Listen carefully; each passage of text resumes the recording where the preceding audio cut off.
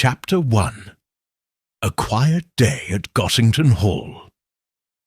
The rhythmic clacking of typewriter keys echoed through the otherwise silent library of Gossington Hall.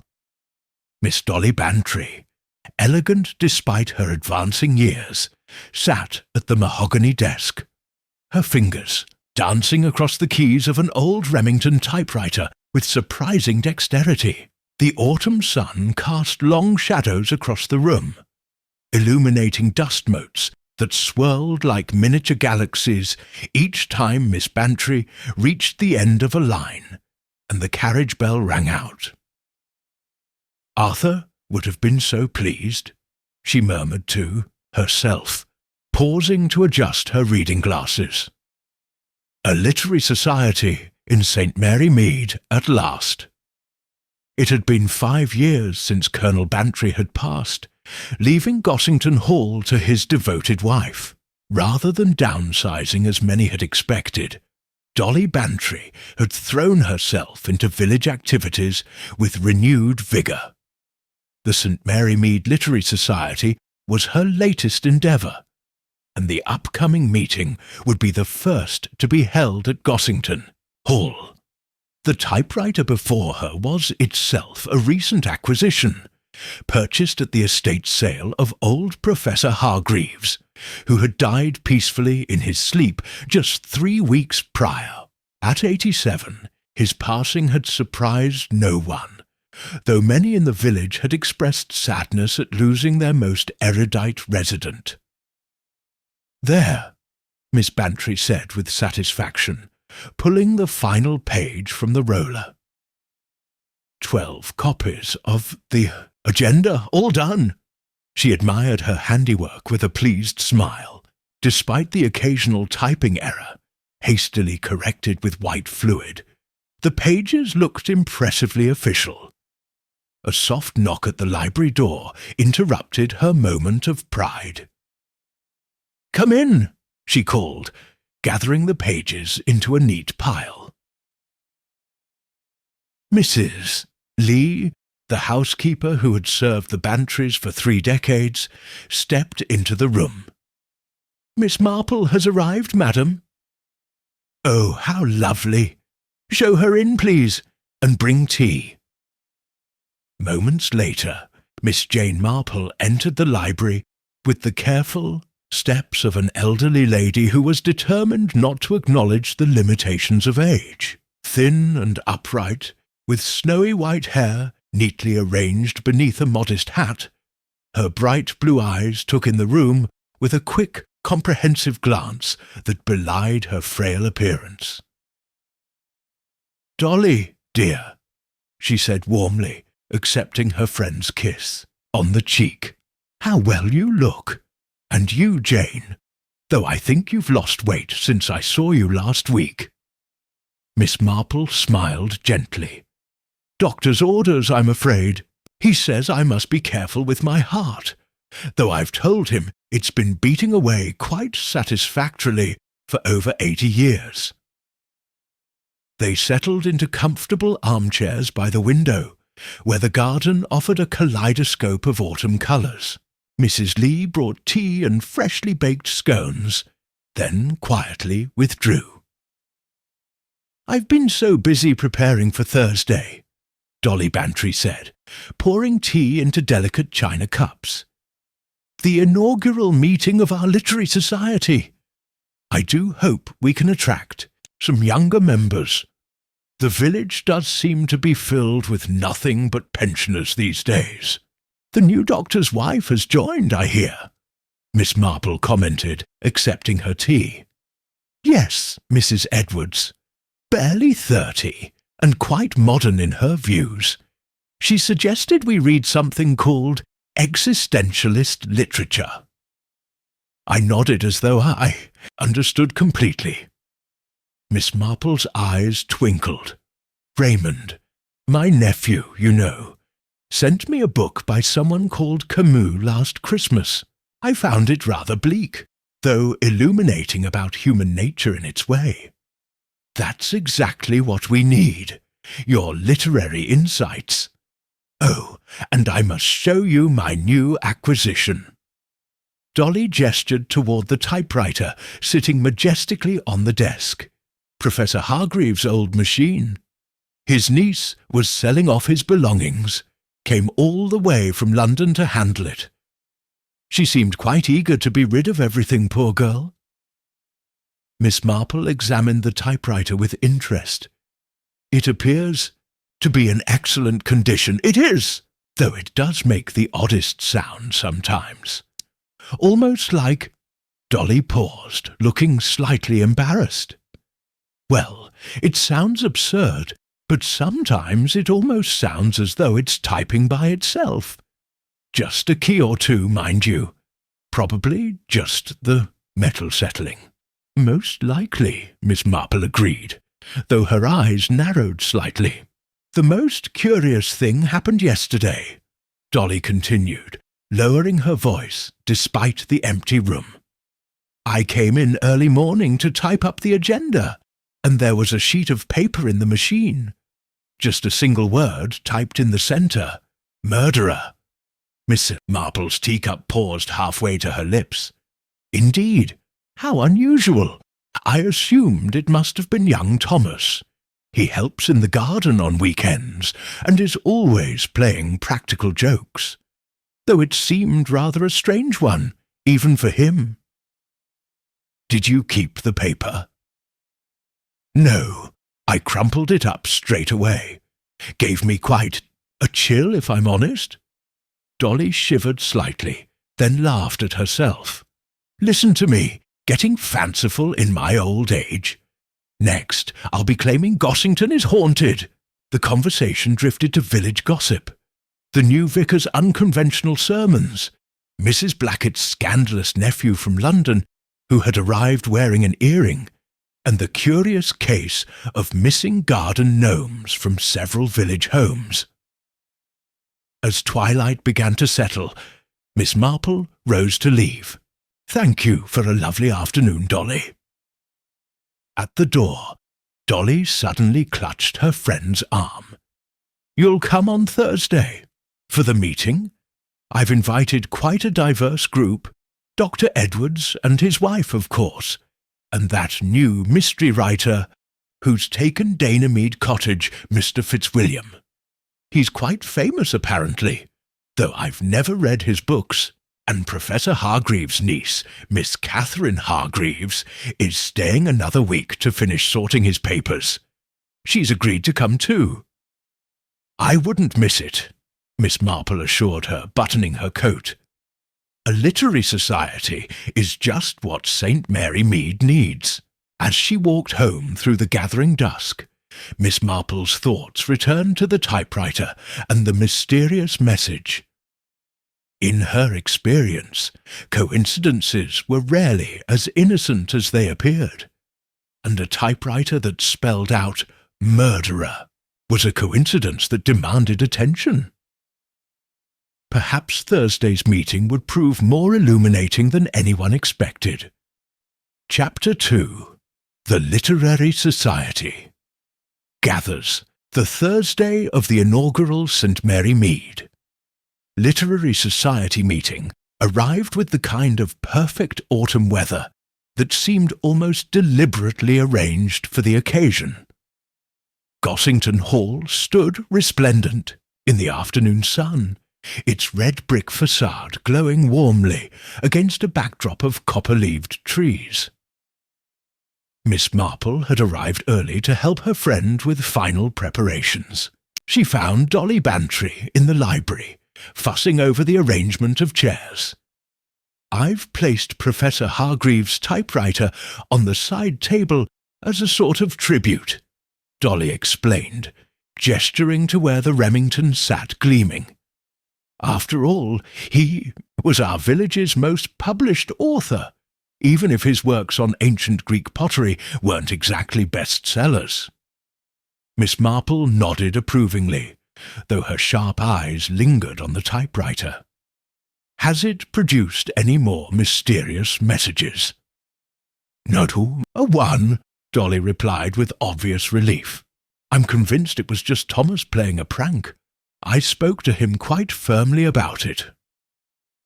The first to arrive was the vicar, Reverend Hawthorne, a thin, earnest man who had replaced the much-loved Reverend Clement only 2 years prior.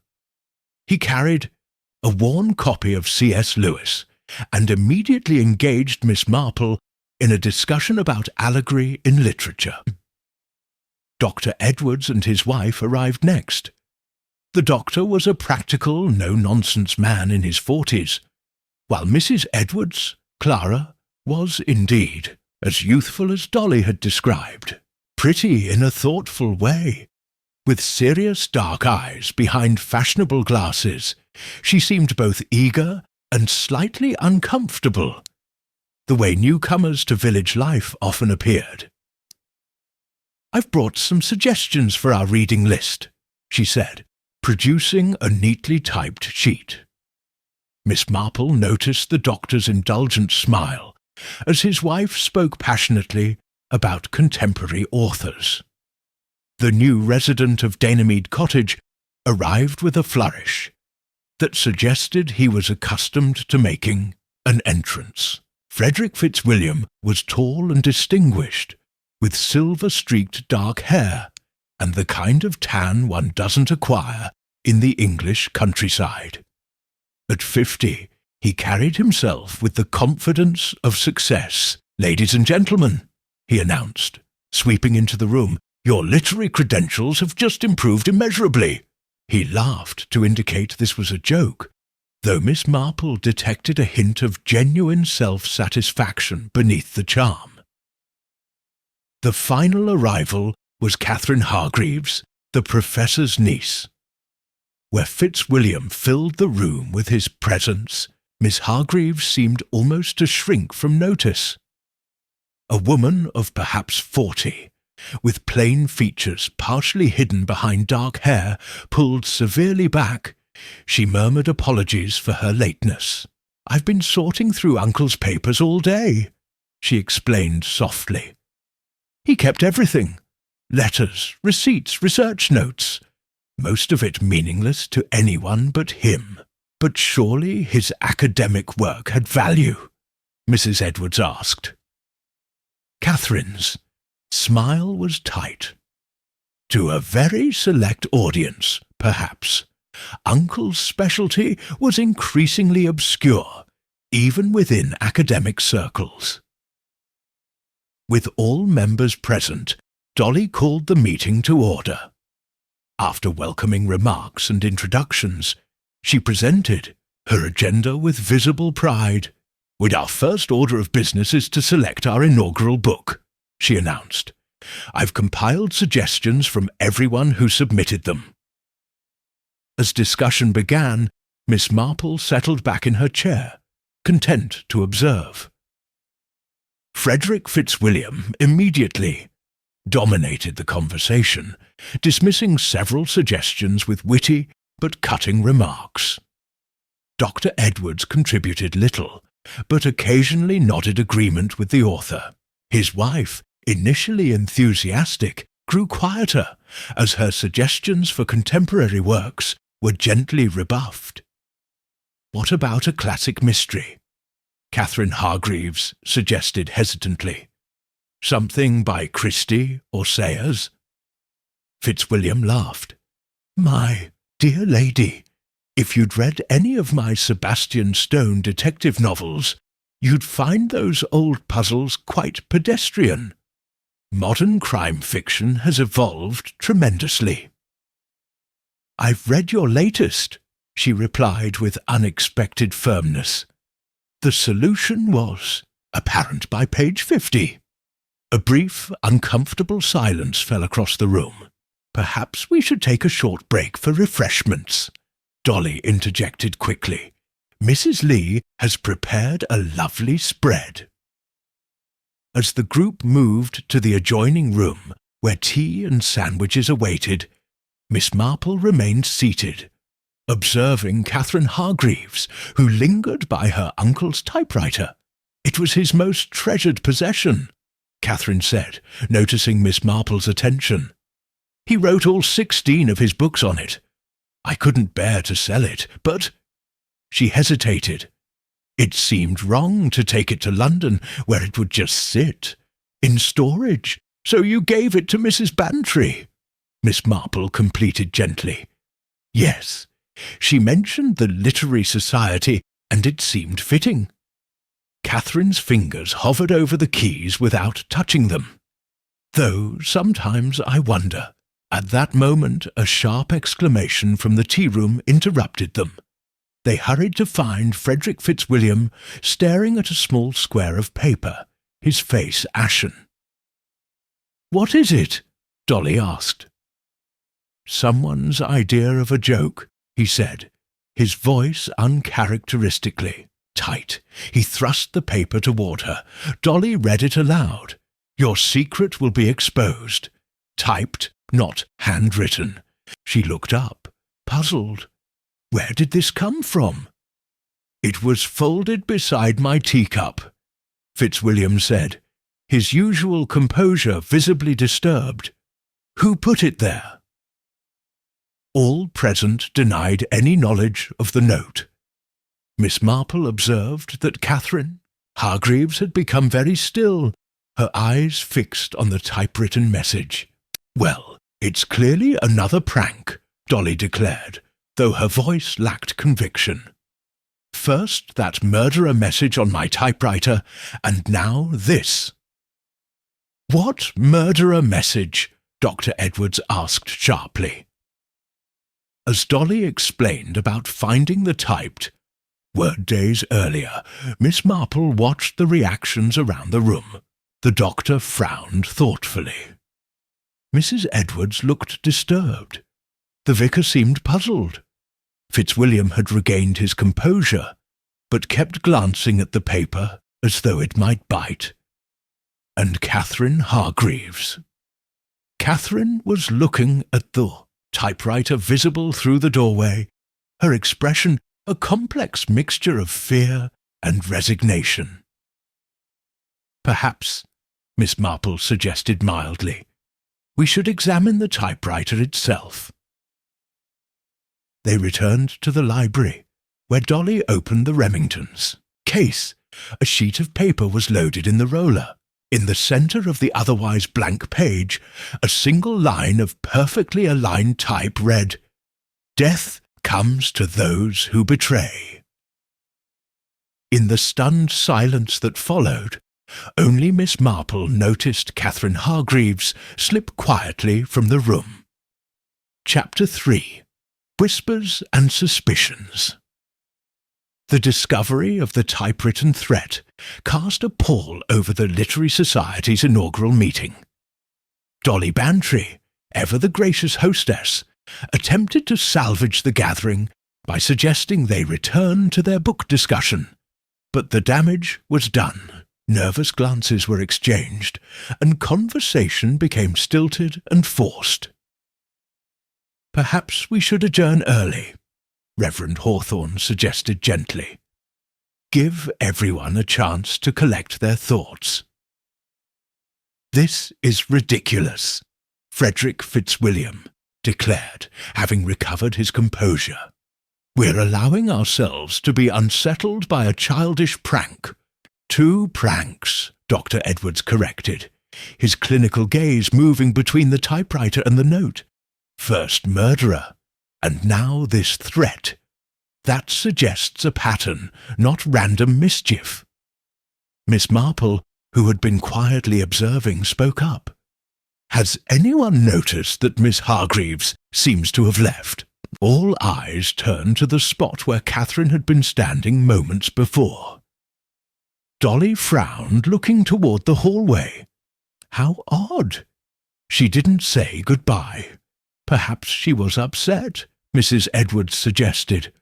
After all, it was her uncle's typewriter.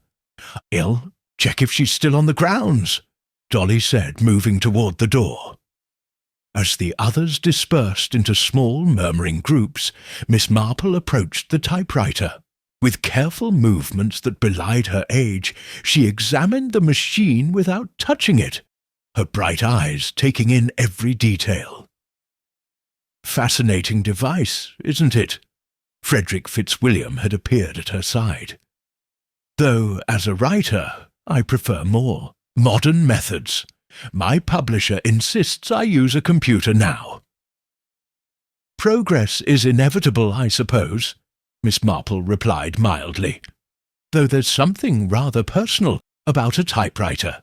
Each has its own character, its unique faults and quirks, like the people who use them, he agreed, studying her with new interest. You're Miss Marple, aren't you? Dolly mentioned you have something of a reputation for solving puzzles. Oh, not puzzles, Miss Marple demurred. Just an old woman with too much time to observe human nature. People are remarkably consistent in their behaviours, regardless of time or place. Fitzwilliam's smile didn't quite reach his eyes. Were you acquainted with Professor Hargreaves? Only slightly. He kept rather to himself, especially in recent years. A reclusive academic with a mysterious past, Fitzwilliam mused. Sounds like the beginning of one of my novels. Was his past mysterious? Miss Marple inquired innocently. The author shrugged. All pasts contain mysteries, don't they? Even yours, I'd wager. With a slight bow, he moved away to join Dr. Edwards, who was examining the bookshelves. Dolly returned, looking troubled. Catherine has indeed left. Mrs. Lee says she practically ran down the drive. Perhaps she was feeling unwell, Miss Marple suggested, though her expression suggested she believed otherwise. The gathering dispersed soon after, with promises to reconvene in 2 weeks' time. Location to be determined. Miss Marple observed that no one suggested Gossington Hall for the next meeting. What a disaster! Dolly lamented as the last guest departed. She sank into an armchair, looking utterly deflated. And I had such hopes for our literary society. It may recover, Miss Marple consoled her, once this little mystery is solved. Mystery? Jane, you don't think— Dolly's eyes widened. Surely it's just a tasteless joke. Miss Marple's response was interrupted by Mrs. Lee, who entered with the tea tray. I've brought a fresh pot, madam. I thought you might need it after such an unsettling afternoon. Thank you, Mrs. Lee. Were you able to see who left first? Was it Miss Hargreaves? Yes, madam. She seemed in quite a state, but she wasn't the first to step out. Mr. Fitzwilliam went outside briefly when you were all looking at that typewriter business.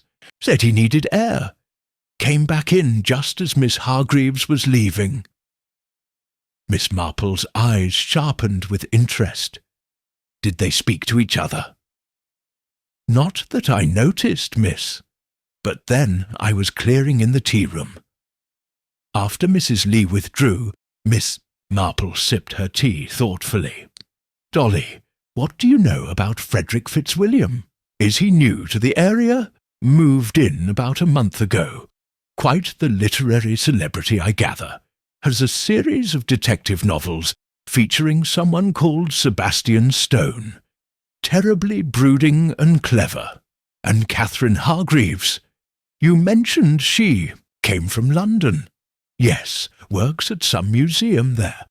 Art history, I believe. She was Professor Hargreaves' only living relative. They weren't close. She mentioned she hadn't seen him in years before coming to handle his estate. Miss Marple set down her cup. I think I shall pay a visit to Danemead Cottage tomorrow. I've been meaning to welcome Mr. Fitzwilliam to the village. Jane, Dolly said hesitantly, you don't really think there's anything sinister about these typed messages, do you? Before Miss Marple could answer, a sharp sound made them both jump, the distinct clack of a typewriter key striking paper. They turned toward the Remington, which sat innocently on its table, seemingly untouched. Dolly gasped. "Did you see that? The M key just depressed by itself." Miss Marple rose and approached the typewriter carefully.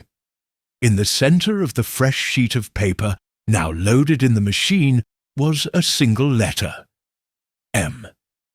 As they watched in stunned silence, the keys began to move one by one, seemingly of their own accord.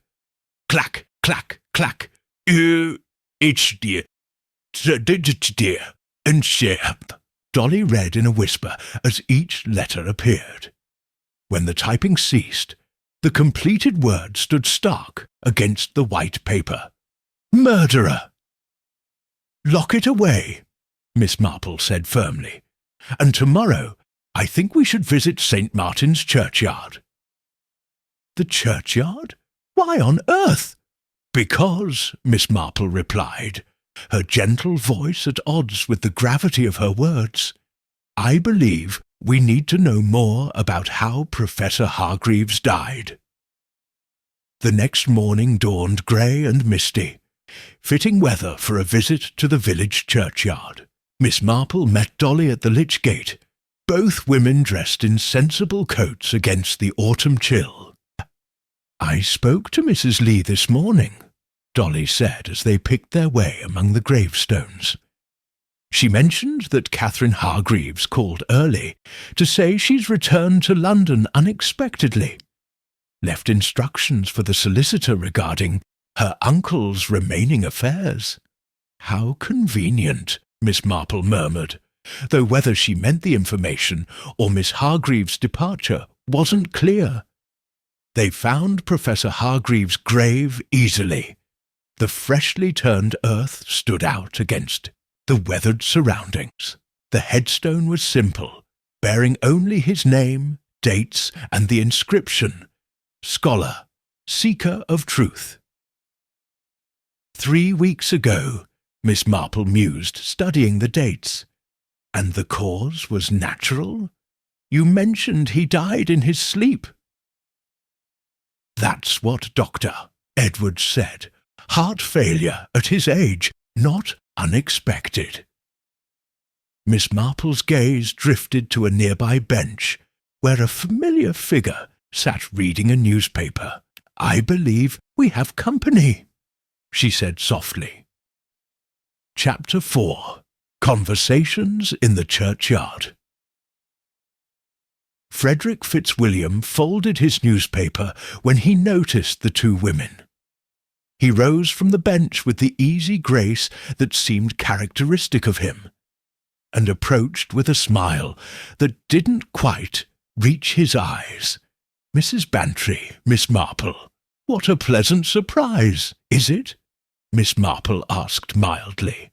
"I rather thought you might be expecting us." A flash of something, perhaps amusement, perhaps wariness, crossed his face. "Intuitive as well as observant. I'm beginning to see why Dolly speaks so highly of you." "What brings you to the churchyard, Mr. Fitzwilliam?" Dolly asked, glancing uncertainly between the author and her friend. "Research," he replied smoothly, gesturing with his newspaper. "I find old graveyards inspire the most intriguing plot lines, the silent stories of the dead, waiting to be told." He glanced toward Professor Hargreaves's grave. "Some more recently, silent than others. Did you know the professor?" Miss Marple's question seemed innocent, but her bright eyes were watchful. "We had crossed paths many years ago." Fitzwilliam's admission came reluctantly. "In academic circles, before my writing career took off." "How strange you never mentioned that at the meeting," Dolly remarked. "Hardly relevant to a book discussion, was it?" His tone remained light, but Miss Marple noted the slight tightening of his jaw. "Besides, it was brief. He likely wouldn't have remembered me." "Yet you remembered him," Miss Marple observed. Fitzwilliam's smile faded entirely. "Some people leave an impression, Miss Marple, not always a pleasant one." He checked his watch. "If you'll excuse me, I have a deadline looming. Perhaps we'll continue this conversation at the next Literary Society meeting, if there is one, after yesterday's dramatics." They watched him stride away through the gravestones, his tall figure soon disappearing into the mist that clung to the churchyard. "Well," Dolly exclaimed softly, "that was decidedly odd. Do you think he was following us?" "More likely we interrupted his own inquiries," Miss Marple replied thoughtfully. "I believe Mr. Fitzwilliam has a particular interest in Professor Hargreaves."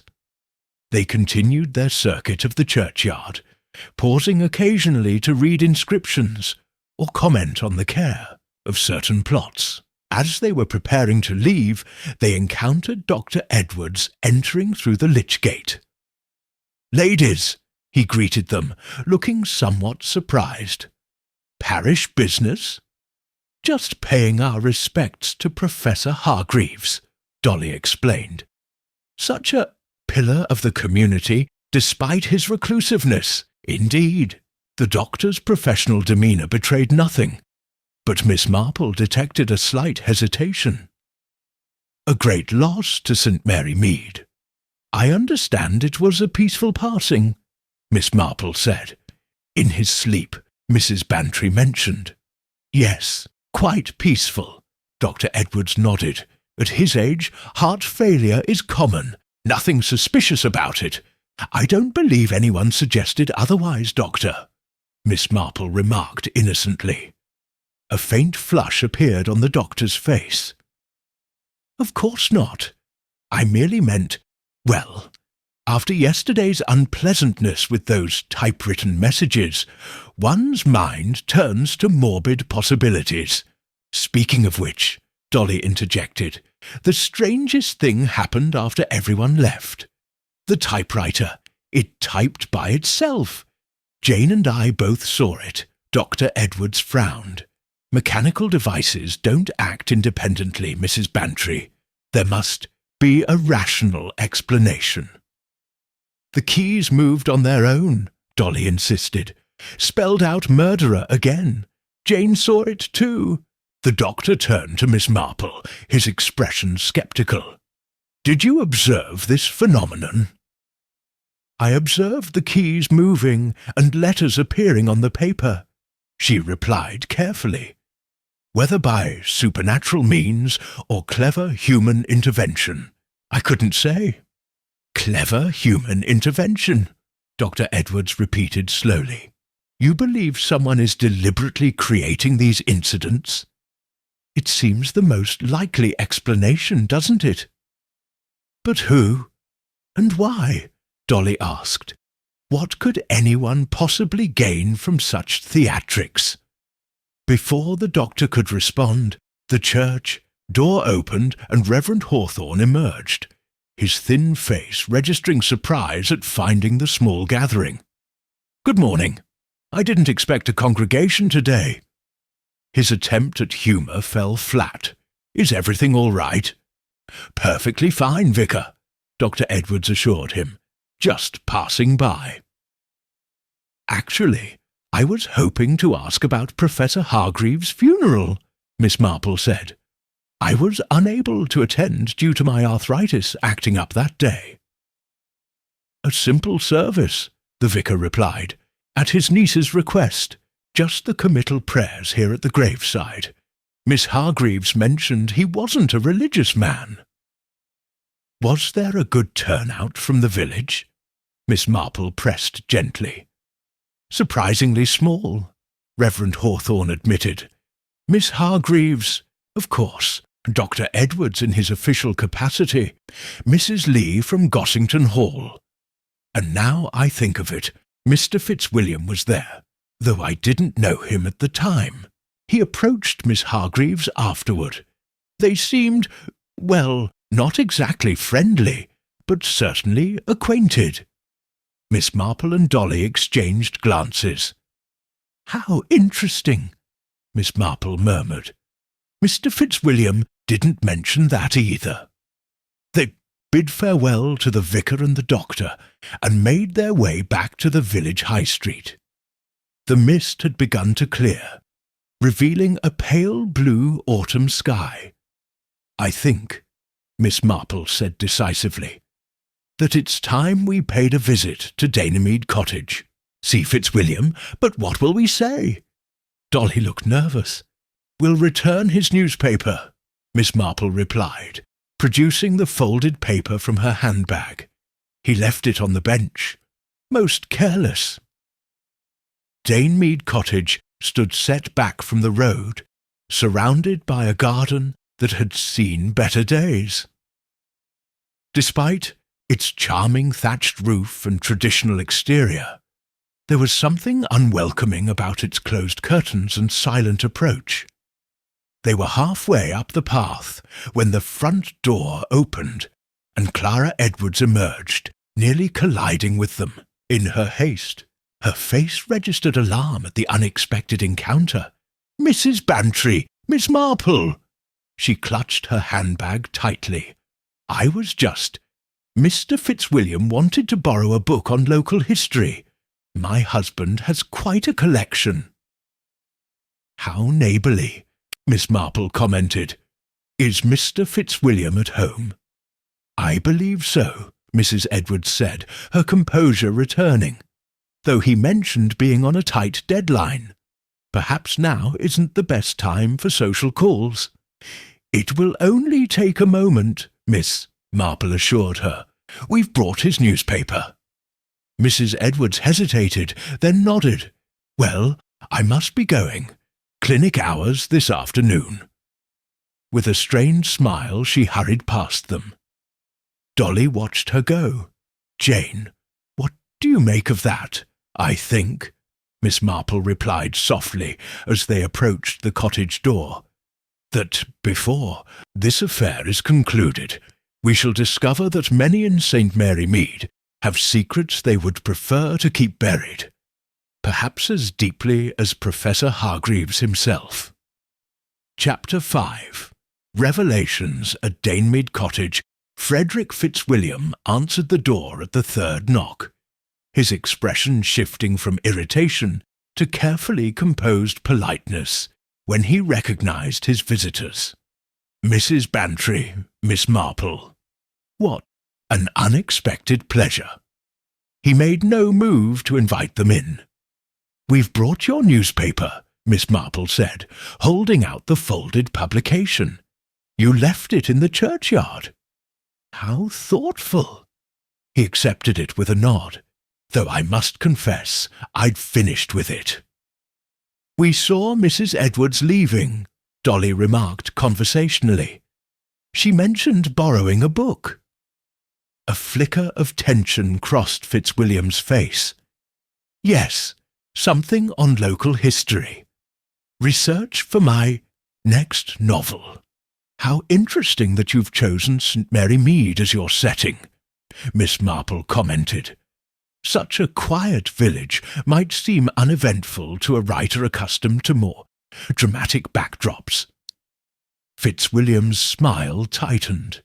"Small villages often conceal the most fascinating secrets, don't you find? Behind the respectable facades and garden fences." "Indeed," Miss Marple agreed mildly. "I've observed that human nature remains consistent whether in London or a village like ours. The same passions, the same motives, love, greed, revenge. Precisely why I'm here." Fitzwilliam glanced at his watch. "While I'd love to continue this literary discussion, I'm afraid my publisher's deadline won't accommodate social calls." "Just one question before we go," Miss Marple said. "When did you first learn of Professor Hargreaves's death?" The abrupt change of subject caught him off guard. I believe I saw the notice in the county paper." "Yet you attended his funeral," Miss Marple noted. Rather attentive for someone who merely read an obituary of a man you claimed only to have crossed paths with years ago. Fitzwilliam's expression hardened. I pay my respects where they're due, Miss Marple, even to those with whom I've had professional disagreements.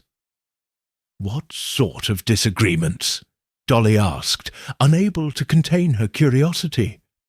Academic ones. Nothing that would interest a literary society. His tone made it clear the subject was closed. Now, if you'll excuse me. He was interrupted by the telephone ringing inside the cottage. With a curt nod, he closed the door, leaving the two women standing on the doorstep. Well, Dolly exclaimed as they walked back down the garden path. That was hardly illuminating. On the contrary, Miss Marple replied thoughtfully. Mr. Fitzwilliam has just confirmed several of my suspicions, and raised new questions about Mrs. Edwards' visit. They had reached the garden gate when Miss Marple paused, her attention caught by something beneath the hedge. She stooped carefully, arthritis momentarily forgotten, and retrieved a small leather-bound notebook.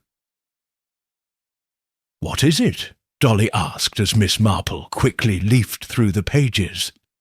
"I believe it belongs to Mrs. Edwards," Miss Marple replied, showing Dolly the name inscribed on the inside cover.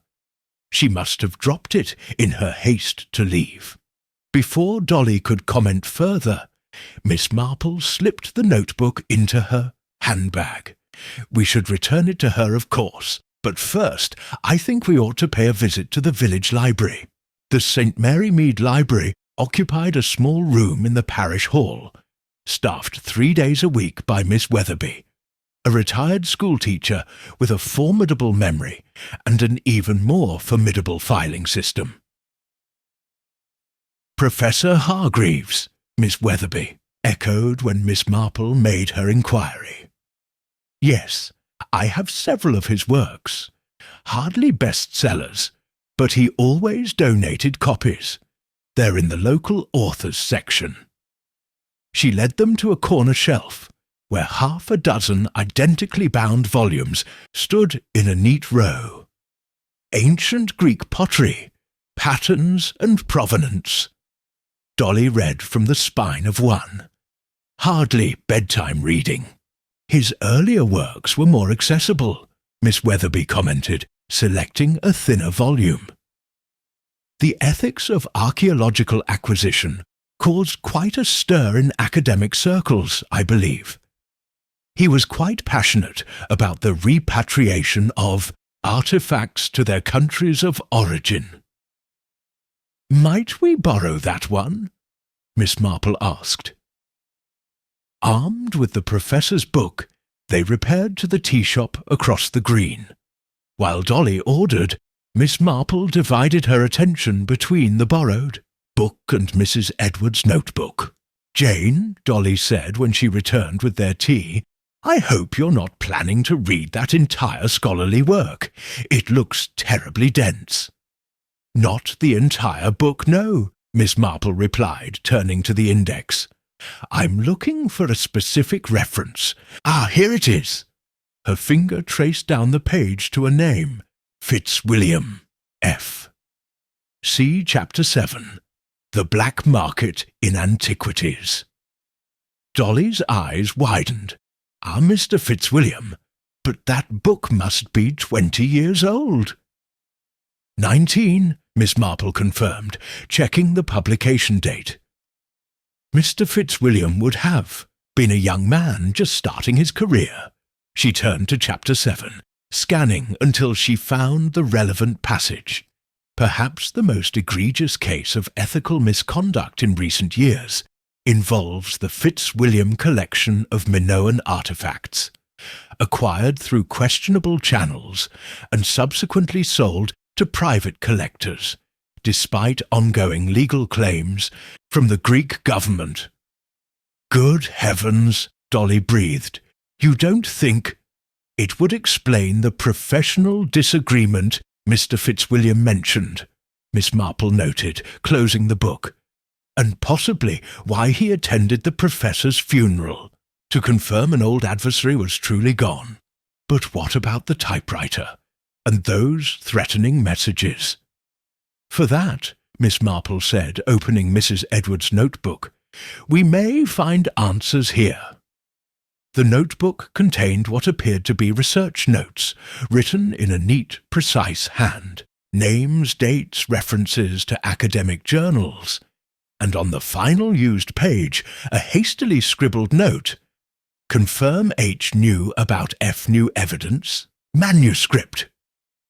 Clara Edwards has been conducting her own investigation, Miss Marple said softly. But what could she hope to discover after 19 years? Their contemplation was interrupted by the arrival of Dr. Edwards, who spotted them through the tea-shop window and entered with a worried expression. Mrs. Bantry, Miss Marple, have either of you seen my wife? She left hours ago to return a book and hasn't come home. Miss Marple closed the notebook quickly. As a matter of fact, we saw her leaving Danemead Cottage earlier. She mentioned clinic hours this afternoon.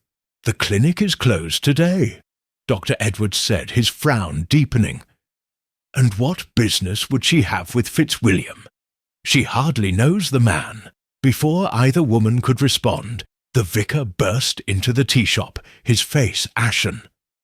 Doctor, you must come quickly. There's been an accident at Gossington Hall. Mrs. Lee just telephoned. It's about the typewriter. Someone's been injured. Chapter 6. A Turn for the Worse. The scene at Gossington Hall was one of confusion.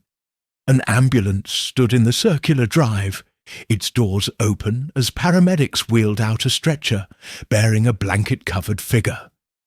Miss Marple, Dolly, and Dr. Edwards hurried toward the house, where a visibly shaken Mrs. Lee waited at the entrance. "Oh, Dr. Edwards, thank goodness!" The housekeeper clutched at his sleeve. "I didn't know what to do. There was so much blood." "What happened?" the doctor asked, his professional demeanour taking over. "Who's injured?" "It's Miss Hargreaves," Mrs. Lee explained, leading them into the hall. "She came back from London, said she'd forgotten some important papers. I told her she could look in the library where she'd been sorting her uncle's things. Then I heard this terrible crash, and when I went to look..." They entered the library, where the scene told its own grim story. The typewriter lay on the floor, its heavy metal frame dented.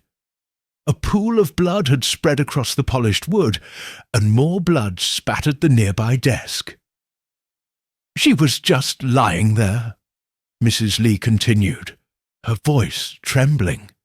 "The typewriter beside her, and her head. Oh, it was dreadful." "You say she returned from London?" Miss Marple asked gently. "When did she arrive?" "About an hour ago." Taxi dropped her at the gate. She seemed very agitated, said she had to find something before it was too late. Dolly sank into a chair, looking pale. "But I thought she'd gone back to London permanently. That's what you told us this morning." "That's what she told me," Mrs. Lee confirmed. "Said her business here was finished. Then she shows up again in such a state." Dr. Edwards knelt to examine the bloodstains. Head wound from the pattern. If the typewriter fell on her, or was dropped on her, Miss Marple said quietly. The doctor looked up sharply. "You're suggesting this wasn't an accident?" "I'm merely observing possibilities," Miss Marple replied. "The typewriter was quite securely placed on its table yesterday. For it to fall accidentally would require considerable disturbance." "She might have tried to move it," Dolly suggested. "It is terribly heavy." "Where is Miss Hargreaves now?" Miss Marple asked Mrs. Lee. "Hospital? The paramedics said she was unconscious but alive. They're taking her to the county hospital. Our local one isn't equipped for serious head injuries." Dr. Edwards rose to his feet. "I should go there immediately. As the village doctor, I should make myself available to the specialists." He turned to Miss Marple and Dolly. "And perhaps one of you might try contacting my wife again. It's most unlike her not to let me know where she's gone." After he departed, Miss Marple examined the scene more carefully. The typewriter had landed with its keys facing down, the carriage bent at an odd angle. Nearby lay a scatter of papers, some of Professor Hargreaves' notes that Catherine had apparently been reviewing. "What do you make of it, Jane?" Dolly asked, watching her friend. "I think," Miss Marple replied, carefully picking up one of the fallen papers, "that we're dealing with something more complex than ghostly messages or old academic grudges. Look at this." The paper she held contained a list of artifacts with dates and values noted beside each. At the bottom, underlined twice, was written, "Fitzwilliam Collection. Provenance?" "A catalogue of some kind," Dolly observed. "Part of the professor's research." "Or evidence," Miss Marple suggested. "Mrs. Edwards' notebook mentioned a manuscript. I believe Catherine Hargreaves came back to find something specific among her uncle's papers, something that might implicate Frederick Fitzwilliam." A knock at the front door interrupted their speculation. Mrs. Lee returned moments later, her expression troubled. "It's Inspector Craddock from the county police," she announced. "Says he'd like to speak with everyone who was at the Literary Society meeting yesterday." Inspector Craddock was a lean, methodical man whom Miss Marple had encountered during previous investigations. He greeted her with a mixture of respect and wariness. "Miss Marple, I might have known you'd be involved."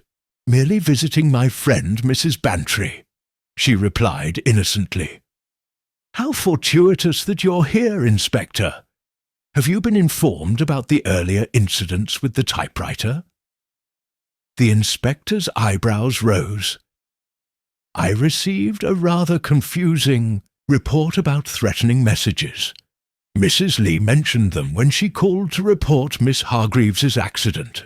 His emphasis on the word accident suggested skepticism. "Perhaps you could clarify matters?"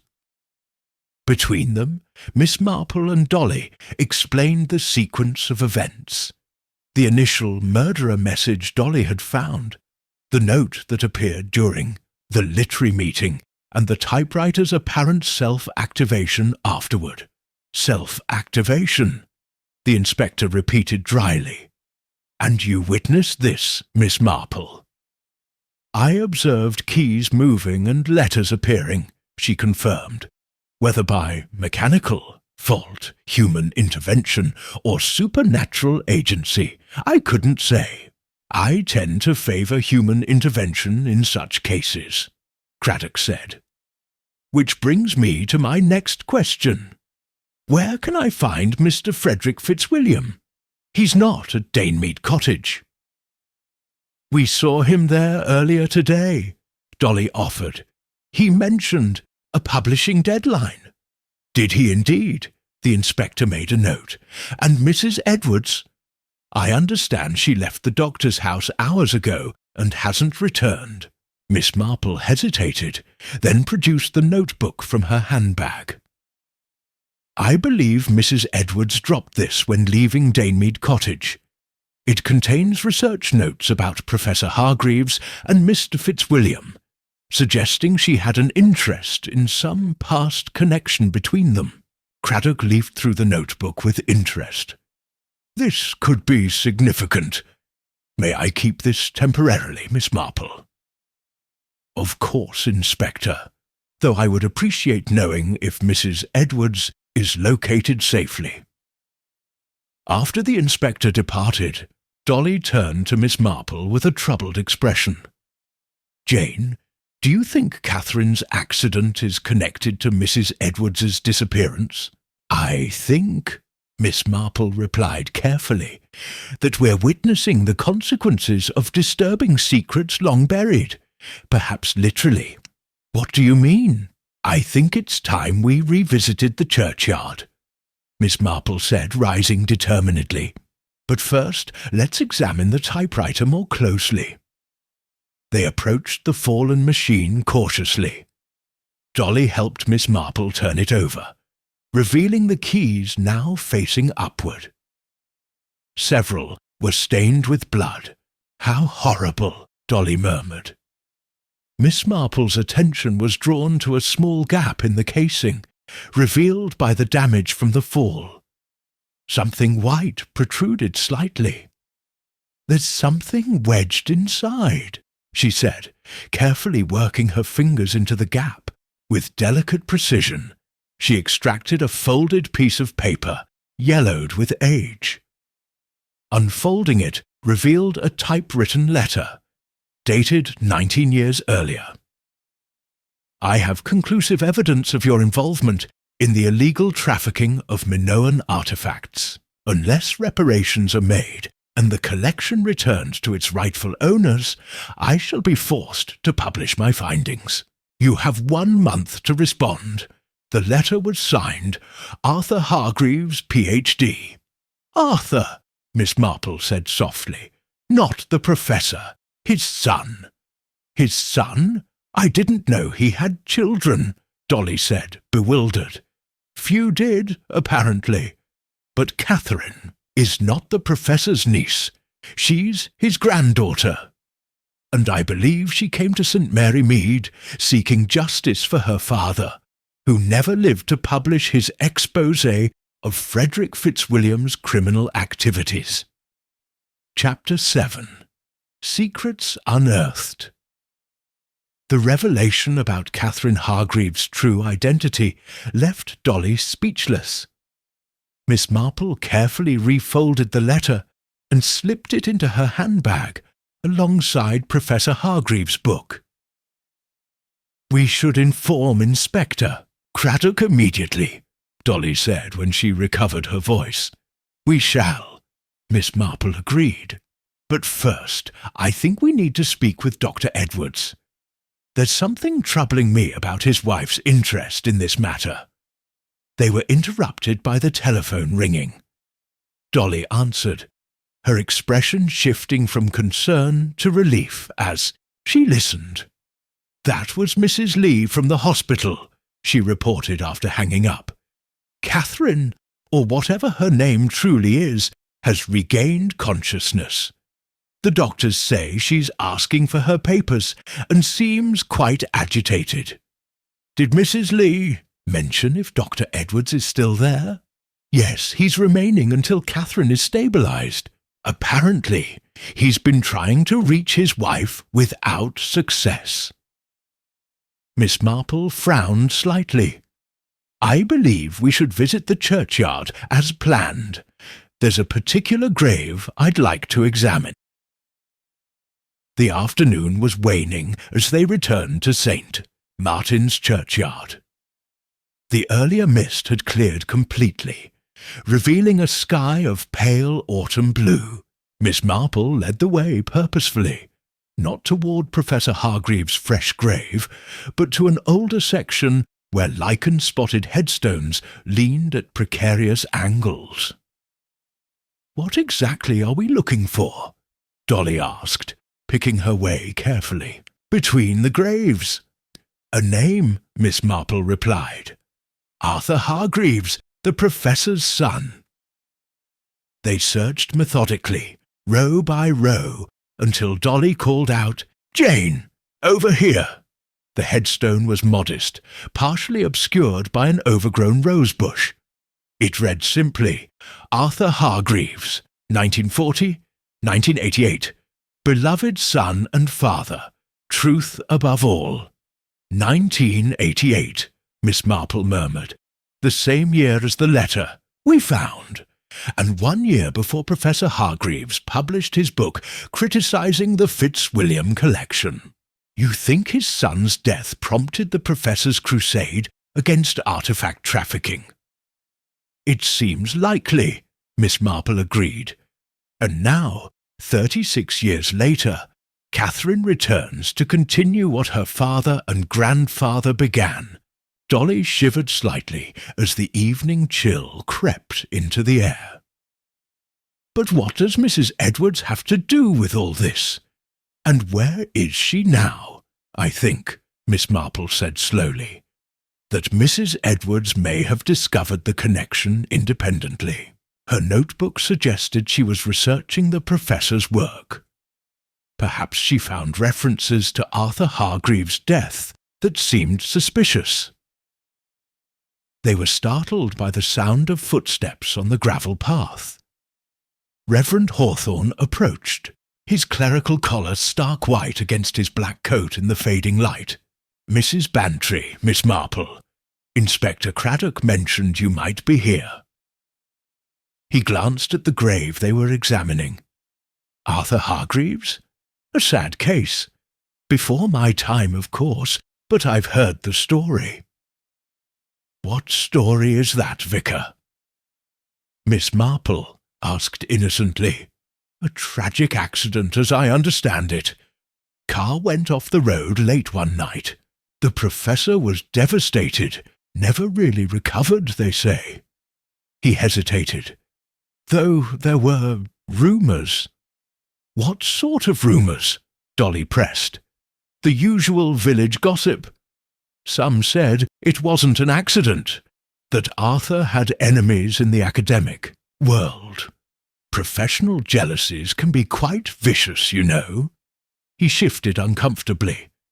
"But it was all speculation, of course. The coroner ruled it accidental death." "Who was the examining doctor at the time?" Miss Marple inquired. "Dr. Blackett, I believe, long since retired to the south of France." The vicar checked his watch. "I must get back to the church, evening service preparations. But Inspector Craddock asked me to tell you he's located Mrs. Edwards." "Thank goodness!" Dolly exclaimed. "Is she all right?" "Physically, yes. She was found at the county records office, researching old inquests. The inspector is bringing her back to the village now." After the vicar departed, Miss Marple stood in contemplative silence, her gaze fixed on Arthur Hargreaves' headstone. "What are you thinking, Jane?" Dolly asked softly. "I'm thinking about typewriters," Miss Marple replied, "and how they can be as individual as fingerprints." Darkness was falling as they made their way back to Gossington Hall. The lights were on in the library, and through the window they could see Inspector Craddock in conversation with Clara Edwards. The doctor sat nearby, his expression a mixture of relief and confusion. "Ah, there you are," Craddock greeted them as they entered. "Mrs. Edwards has been explaining her interest in Professor Hargreaves' work. Most illuminating." Clara Edwards looked exhausted, her earlier composure replaced by a nervous tension that manifested in the constant twisting of her wedding ring. "I should have told someone what I was doing," she admitted, "but I wasn't sure. I needed to confirm my suspicions first." "What suspicions, Mrs. Edwards?" Miss Marple asked gently. Clara glanced at her husband, then back at Miss Marple. "About Arthur Hargreaves' death. You see, I'm writing my doctoral thesis on ethics in archaeology. Professor, Hargreaves' work has been foundational to my research. When I learned he had lived in St. Mary Mead, it seemed like fate, especially when my husband was offered the practice here. Clara has been working on her PhD part-time," Dr. Edwards explained, "though I had no idea her research had taken such a dramatic turn. I discovered references to Arthur in the professor's papers, Clara continued. Hints that his death might not have been accidental. When I learned Frederick Fitzwilliam had moved to the village, the same man Professor Hargreaves had accused of artifact trafficking, I became suspicious. And what did you discover at the County Records Office? Inspector Craddock prompted. Inquest findings were inconclusive. The car was too damaged to determine if there had been mechanical tampering. But I found something else. A statement from a witness who saw another vehicle near the scene that night. The statement was later withdrawn, but it mentioned a distinctive license plate. Belonging to Fitzwilliam? Dolly asked. Clara shook her head. The witness couldn't identify the full number. But here's what's strange. After Arthur's death, Professor, Hargreaves changed his will, leaving everything to his granddaughter Catherine, not his son's widow. Where is Catherine's mother now? Miss Marple inquired. Dead, Clara replied. She died in the same accident. They were both in the car. A heavy silence fell over the room. Finally, Inspector Craddock spoke. We're still looking for Mr. Fitzwilliam. His cottage is empty, and there's no sign he packed for a lengthy absence. And the typewriter? Miss Marple asked. Has it been examined? It's being processed as evidence, the inspector confirmed, though whether it was the cause of Miss Hargreaves's injury or merely fell during a struggle, we can't yet determine. I believe, Miss Marple said thoughtfully, that the typewriter itself may hold more evidence than we realize. It belonged to Professor Hargreaves, who used it to write all his works, including perhaps notes about his son's death that were never published. You think Catherine came back for those notes? Dolly suggested, and someone tried to stop her. Miss Marple concluded. The same someone who may have been responsible for her father's death 36 years ago. Chapter 8. Pieces of the puzzle night had fully descended on St. Mary Mead by the time Inspector Craddock concluded his questioning. Clara Edwards, exhausted by her ordeal, had been escorted home by her husband, who cast troubled glances at his wife throughout their departure. The inspector remained at Gossington Hall, coordinating the search for Frederick Fitzwilliam while awaiting forensic reports on the typewriter. You should try to rest, Dolly, Miss Marple suggested, as they sat in the drawing-room, a small fire crackling in the grate to ward off the autumn chill. It's been a trying day. Rest, with a would-be murderer on the loose and Catherine Hargreaves in hospital? I don't think I could sleep a wink. Dolly poured herself a small sherry with trembling hands. Besides, Jane, I can practically see your mind working. You've pieced together more than you're saying. Miss Marple smiled gently. Not pieces exactly, just impressions, connections, like a pattern in knitting that slowly emerges stitch by stitch. Tell me, Dolly urged. Perhaps it will help make sense of this dreadful business. Before Miss Marple could respond, Inspector Craddock entered, his lean face grave. The hospital just called. Miss Hargreaves is asking to speak with you, Miss Marple. Says it's urgent. Me? Miss Marple's eyebrows rose in surprise. How curious. I barely know the woman. Apparently, she's quite insistent. Claims you'll understand something about the keys to the truth. He checked his watch. I can drive you there now, if you're willing. Of course. Miss Marple rose with determination. Dolly, you really should try to rest. We'll return as soon as possible. Not likely, Dolly declared, setting down her untouched sherry. I'm coming too. After all, it's my typewriter now, technically speaking. The county hospital was a modern building on the outskirts of the nearest town, its corridors quiet at this late hour. Catherine Hargreaves had been placed in a private room under police guard. She lay propped against pillows, a stark white bandage wrapped around her head, her face pale, but her eyes alert. "Miss Marple," she greeted weakly as they entered. "Thank you for coming." "How are you feeling, my dear?" Miss Marple asked, taking the chair beside the bed. "Like someone dropped a typewriter on my head," Catherine replied with a wan smile, "which, I suppose, is exactly what happened."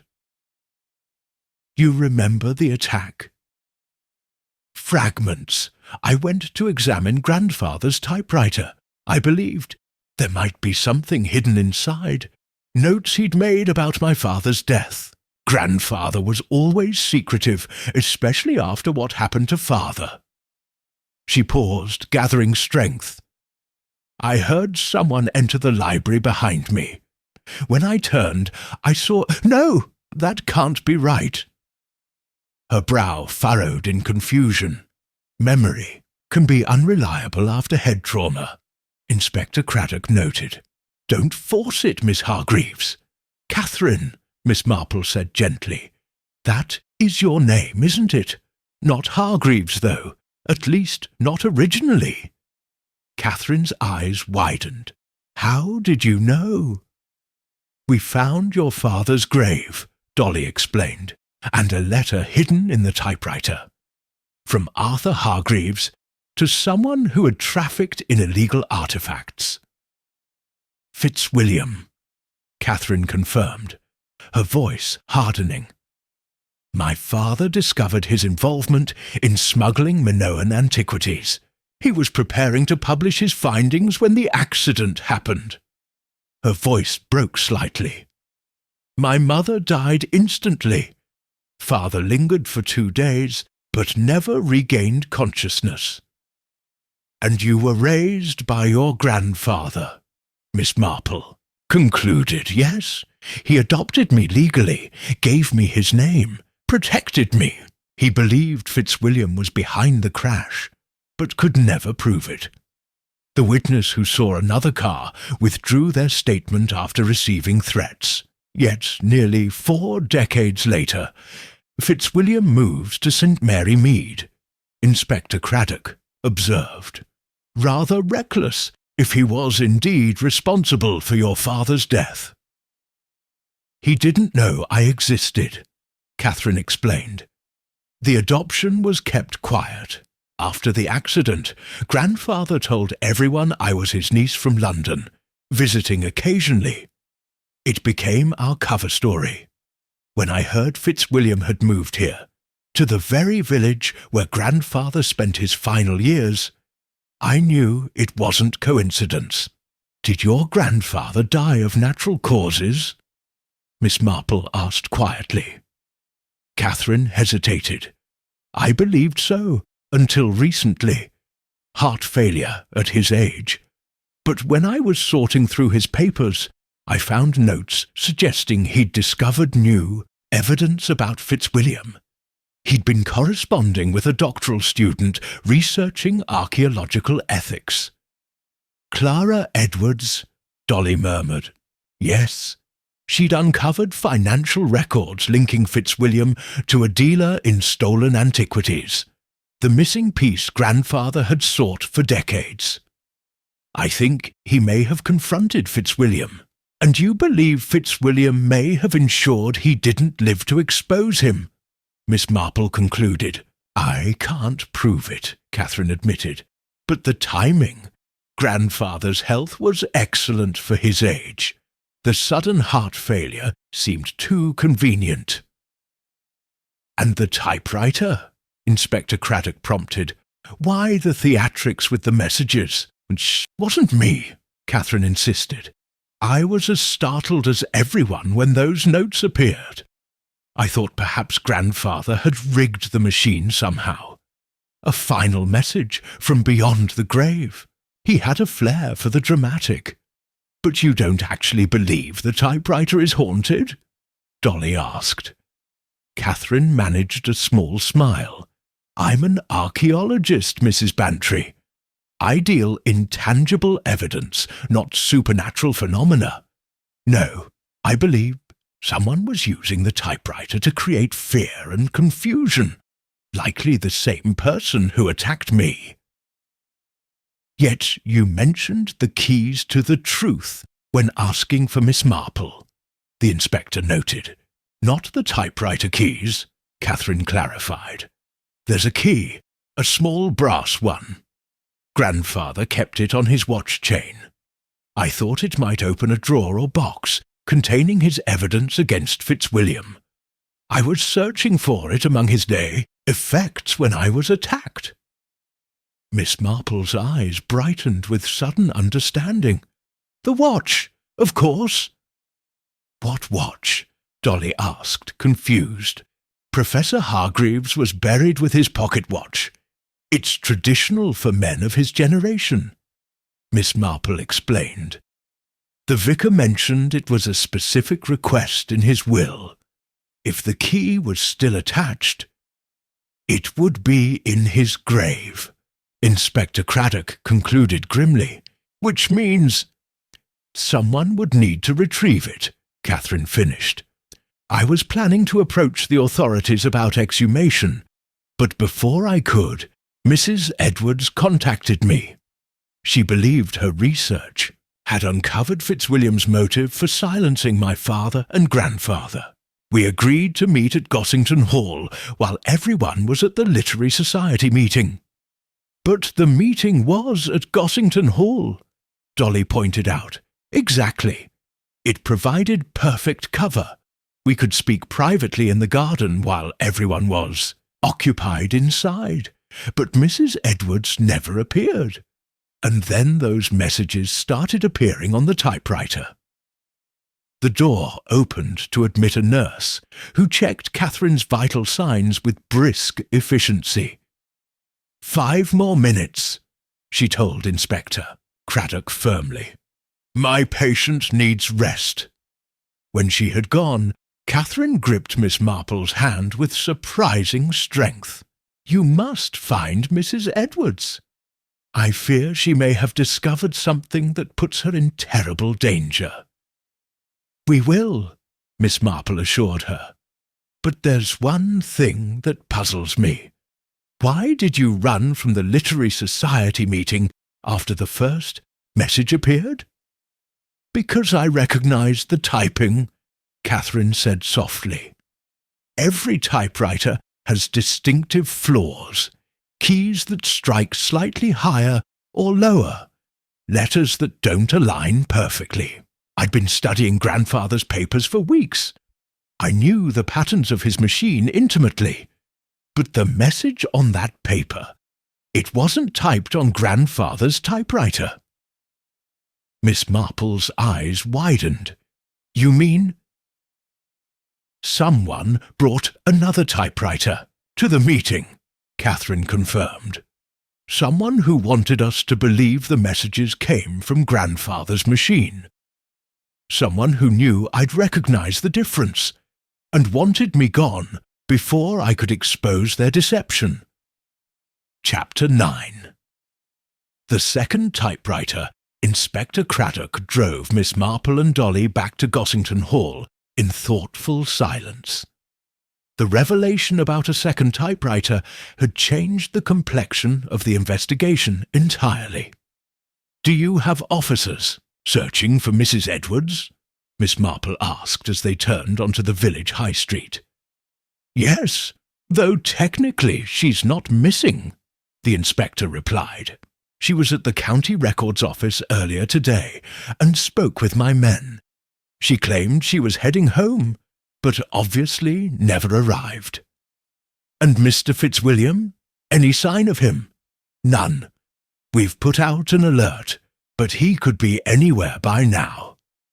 The village was quiet, windows glowing warmly behind drawn curtains as families settled in for the evening. As they passed the vicarage, Miss Marple suddenly leaned forward. "Inspector, could you stop here a moment?" There's something I'd like to check with Reverend Hawthorne." "At this hour?" Dolly asked, glancing at her watch. "It's nearly 10 o'clock. I can see lights still on," Miss Marple observed, "and this may be important." The vicar answered his door in reading glasses and cardigan, a well-worn Bible in his hand. He seemed surprised, but not displeased by the late visit. "Miss Marple, Mrs. Bantry, Inspector. Is there news about poor Miss Hargreaves?" "She's stable," the inspector informed him, "but we have some questions about Professor Hargreaves' funeral arrangements." Indeed, the vicar seemed puzzled, but invited them into his study, a cosy room lined with theological texts. "You mentioned the professor was buried with his pocket watch," Miss Marple began. "Was that your suggestion?" "No, it was specified in his will. Rather old-fashioned, but not unusual for a man of his generation. My predecessor handled many such requests. And Catherine, Miss Hargreaves, she attended the funeral. Yes, though she was quite composed. Grief affects people differently, of course." "Who else was present?" Miss Marple pressed. "You mentioned Dr. Edwards, Mrs. Lee, and Mr. Fitzwilliam." "And myself, of course. Oh, and the funeral director, Mr. Cavendish." The vicar frowned slightly. "Now, I think about it, there was someone else. A woman I didn't recognize. She stood at a distance under that large yew tree. I assumed she was a former colleague of the professor's. Can you describe her?" Inspector Craddock asked. "Middle-aged, smartly dressed. Dark coat, I believe. Nothing remarkable, except perhaps her sunglasses, rather large for such an overcast day." Miss Marple and Dolly exchanged glances. "Could it have been Mrs. Edwards?" Dolly suggested. "I couldn't say. I hadn't met her then. The Edwardses moved to the village after Reverend Clement's retirement." Thanking the vicar, they continued to Gossington Hall, where a constable stood guard at the entrance. "The library is still off-limits," he informed them. "Forensics team is processing the evidence." "Has anything been discovered?" Inspector Craddock inquired. "They found something wedged behind the desk, sir. A small notebook. They've taken it for analysis." Inside, the hall felt unnaturally quiet. The usual creaks and settling noises of the old house amplified by the tense atmosphere. Dolly led them to the morning room, where a fresh pot of tea awaited, courtesy of Mrs. Lee. "Inspector," Miss Marple said as she accepted a cup, "have you considered the significance of the typewriter in all this?" "The messages, you mean? Psychological intimidation, I assumed." "Not just the messages. The typewriter itself." Miss Marple's eyes gleamed with that special light that Dolly recognized from previous investigations.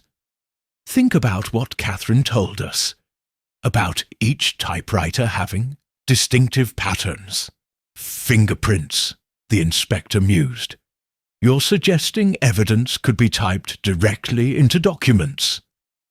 "Precisely. Arthur Hargreaves threatened to publish his findings about Fitzwilliam's illegal activities. What if he had already prepared that manuscript? What if the professor kept it all these years, waiting for the right moment? A moment that never came," Dolly concluded, "because he died before he could publish it. Or was killed to prevent him from doing so," Miss Marple added softly. A telephone rang in the hall, and the constable appeared moments later. "Call for you, sir. It's the station." Inspector Craddock excused himself, returning several minutes later with renewed urgency. "They've found Mrs. Edwards's car, abandoned near the old disused quarry outside the village. No sign of her, but there are concerning indications, signs of a struggle. The quarry? Dolly looked alarmed. But that's a dangerous place, especially at night. We're mounting a search party now. I need to join them immediately. The inspector turned to Miss Marple. I'll leave Constable Walker here for your protection. Before you go, Inspector, Miss Marple said, I think there's one place we haven't checked thoroughly. The Professor's cottage. Where did Catherine say she was staying while in the village? Professor Hargreaves's home was sold after his death, Dolly explained. A retired couple from London bought it, the Millers. They're away on a Mediterranean cruise. And Catherine? Where was she staying these past weeks? At the Bull Hotel, I believe, Inspector Craddock said. We've already searched her room. Nothing of note except academic papers. Not her belongings, Miss Marple clarified. I'm thinking of the Professor's personal effects. Catherine mentioned sorting through them. Where would those be stored? A look of comprehension dawned on Dolly's face. The garden shed. Professor Hargreaves had a small workroom at the bottom of his garden. Catherine asked if she could use it temporarily to sort his papers before the new owners returned. A secluded location away from the main house, Miss Marple noted. Ideal for someone wanting privacy or planning something nefarious. I'll have officers check it immediately, the inspector promised, heading for the door. One more thing, Miss Marple called after him. When you find Mrs. Edwards, ask her about typewriters. I believe she may have discovered something significant about the provenance of more than just ancient artifacts. After the inspector's departure, Dolly turned to Miss Marple with concern. Jane, you seem to be suggesting that Mrs. Edwards is somehow involved in all this. Not necessarily involved, Miss Marple corrected gently, but certainly knowledgeable. Her research on archaeological ethics would have led her to study Professor Hargreaves' work extensively. And if she discovered the truth about Arthur Hargreaves' death, you think Frederick Fitzwilliam is pursuing her to silence her, just as he silenced the Hargreaves men? Perhaps, Miss Marple agreed, though there's something about this case that still troubles me. What's that? Timing, Miss Marple replied, thoughtfully. Why would Fitzwilliam move to St. Mary Mead, the very village where Professor Hargreaves spent his final years? It seems almost deliberately provocative. Unless what? Dolly prompted, when Miss Marple fell silent. Unless he was absolutely certain no one could connect him to past events. Miss Marple's gaze drifted to the window, where the dark shapes of Gossington's gardens were barely visible in the moonlight. The typewriter messages began after his arrival, but I wonder if they were meant to implicate him, or divert attention from someone else. A sudden thought seemed to strike her. Dolly, when did the Edwardses move to St. Mary Mead exactly? About 6 months ago, after old Dr. Sanderson retired. Why? And Professor Hargreaves died 3 weeks ago, Miss Marple murmured. Just after they arrived. How very interesting. A sharp crack from outside startled them both. A branch breaking in the wind, perhaps, or something more sinister. Constable Walker appeared in the doorway, his hand on his truncheon. I heard a noise from the garden, he reported. I'll check. The grounds. Be careful, Miss Marple warned. And Constable, I believe we should telephone the hospital immediately. Catherine Hargreaves may be in danger. Chapter 10. Revelations in the dark Constable Walker's investigation of the garden revealed nothing amiss, but Miss Marple remained uneasy. While the young officer placed a call to the hospital, To check on Catherine Hargreaves's security, she paced the morning room with unusual agitation. "Jane," Dolly said, watching her friend with concern, "you've thought of something, haven't you?" "Several things," Miss Marple admitted, "but they're still disconnected, like pieces of a jigsaw puzzle without the picture on the box to guide us." The constable returned, his expression grave. "The hospital reports that Dr. Edwards left about 20 minutes ago said he was returning, home to wait for news of his wife." "Did he see Catherine before he left?" Miss Marple asked sharply. "Briefly, according to the nurse on duty. Standard medical check," she said. "We need to reach Inspector Craddock immediately," Miss Marple declared. "And then we must go to Professor Hargreaves' garden shed. Now, in the middle of the night?" Dolly looked alarmed. "I fear we may already be too late," Miss Marple replied. "Constable, can you drive us?" The night had grown colder, with a biting wind that rattled the branches of Gossington's ancient oaks. As they stepped outside, Miss Marple paused, her head tilted slightly as if listening. "Do you hear that?" she asked. A faint rhythmic tapping sound carried on the wind, irregular but persistent.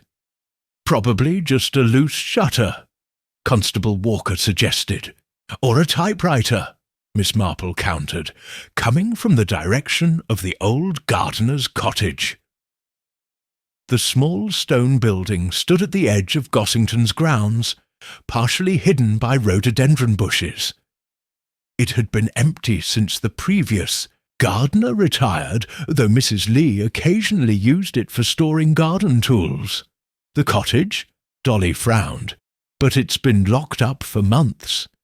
"Nevertheless, I believe we should investigate," Miss Marple insisted. "Constable, perhaps you should lead the way." The young officer hesitated only briefly before nodding.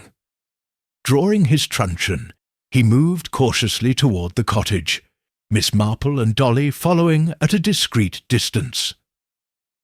As they approached, the tapping sound grew more distinct, unmistakably the clack of typewriter keys. A thin line of light showed beneath the cottage door.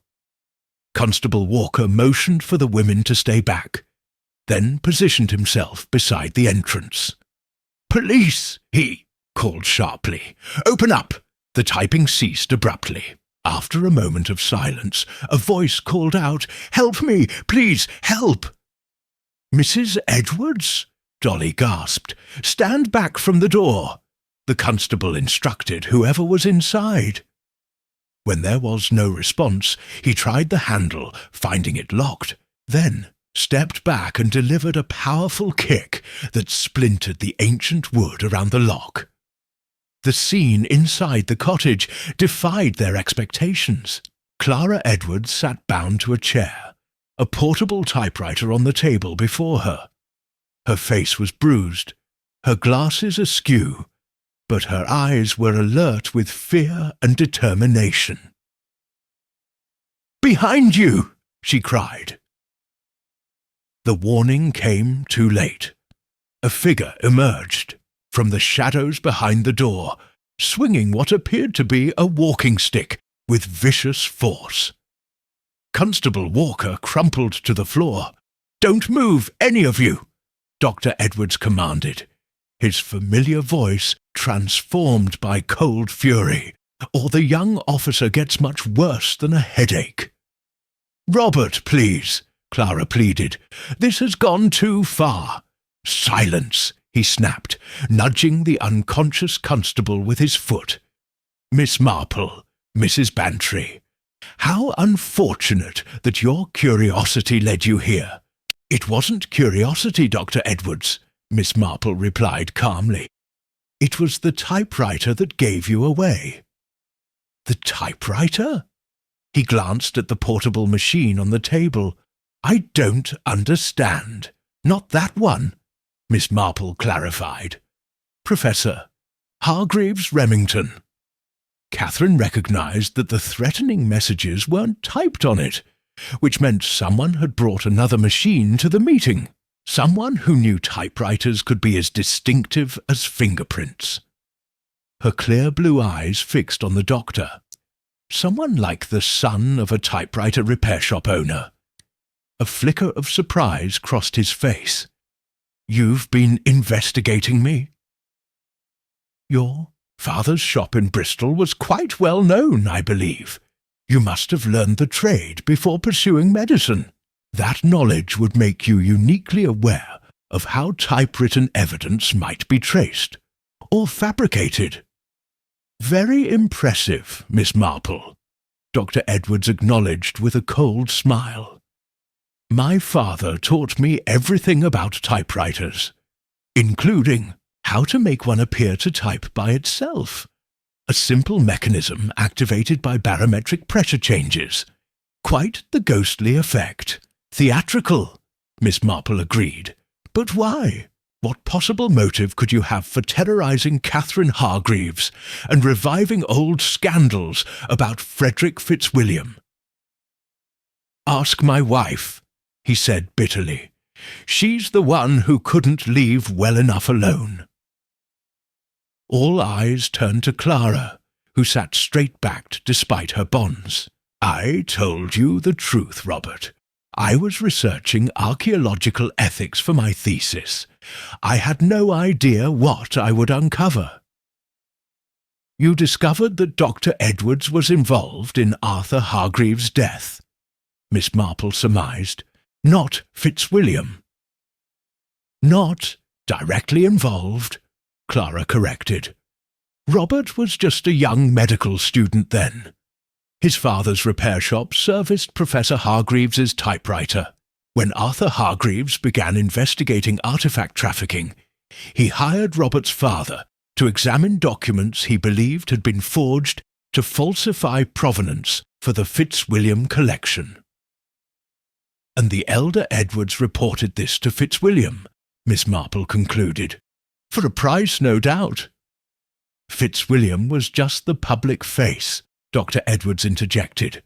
"The real power was his backer, a wealthy collector who couldn't afford the scandal.